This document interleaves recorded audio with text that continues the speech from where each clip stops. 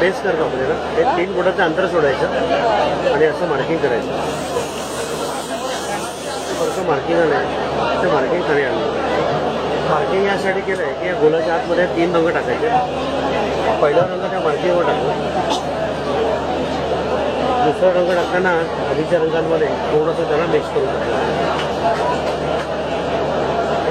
तिसरा रंग हा मध्ये पूर्ण भरून टाकला.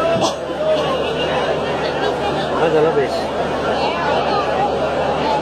बेस केल्यानंतर मी सेंटर पॉईंट काढलाय.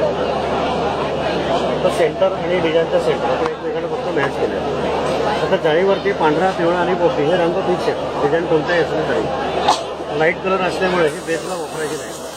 सुरुवातीला हिरवा रंग मी बाहेर फिरवला. त्याच्याखाली पिवळा रंग आधीच्या रंगांमध्ये थोडंसं ओव्हरलॅप करून फिरवलं.